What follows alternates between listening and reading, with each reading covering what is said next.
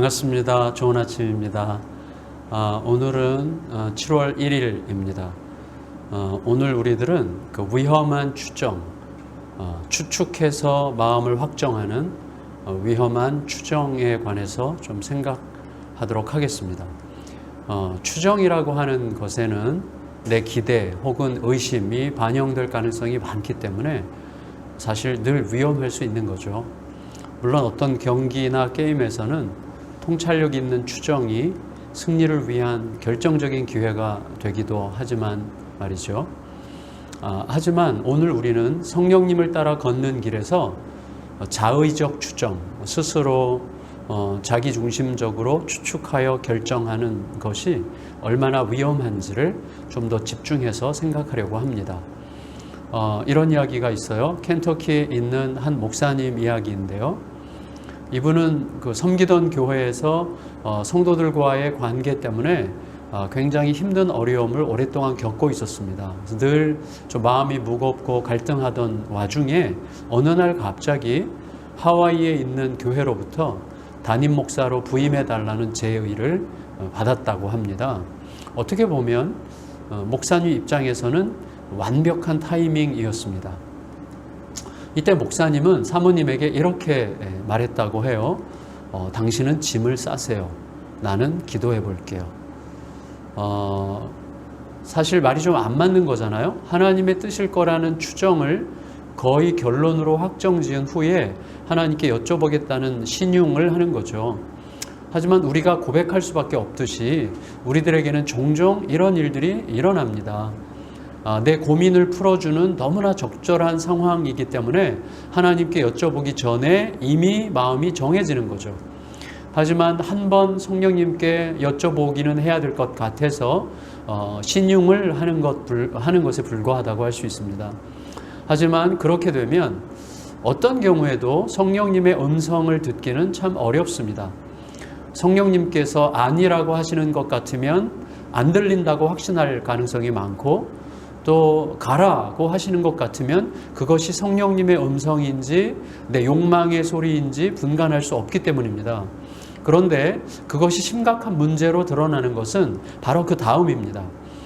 그렇게 결정하고 나면 이후에 어떤 일이 벌어지건 간에 성령님의 음성을 따르지 않고 시작한 일인 경우에는 지속적으로 성령님께 묻는 일이 어려워지기 때문에 별일이 없는 동안 은근히 안일해지거나 교만해집니다.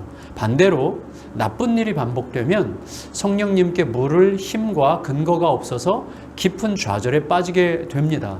처음부터 자기 욕심으로 추정하지 않고 성령님으로부터 명확히 들어야만 별일이 없는 중에는 겸손을 잃지 않을 수 있고, 나쁜 일들이 반복되는 중에도 성령님께 여쭈면서 좌절하지 않을 힘을 얻게 되는 것이죠. 결국 우리 마음이 이미 정해진 상태에서는 주님의 마음을 안다고 하는 게 거의 불가능합니다. 하지만 우리에게는 자신의 추정을 의지하는 버릇이 있습니다. 따라서 자기가 하고 싶어 하는 것을 하나님께 강요할 작정으로 덤비는 그런 식의 태도는 지극히 경계해야만 하는 거죠. 요셉과 마리아는 자신들이 예루살렘을 떠나서 갈릴리로 향하고 있었기 때문에 예수님도 당연히 함께 출발하셨을 거라고 추정했습니다. 그들의 발걸음은 성령님을 따르는 대신 자신들의 추정을 따랐던 거죠. 더구나 아들 예수님이 뭔가 중요한 결정을 하신다면 반드시 자기들에게 말씀하실 거라고 추정했던 거죠. 하지만 틀렸습니다. 그들의 추정은 상황적으로 아무리 적절한 추정이었다고 해도 단지 추정이었을 뿐입니다.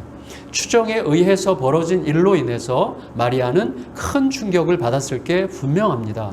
그에 따라서 마리아는 그때 그 사건을 마음에 깊이 간직할 수밖에 없었고, 적절한 때에 누가복음의 저자인 누가에게 전달해 주었던 것입니다. 자, 오늘 다시 한번 생각합니다.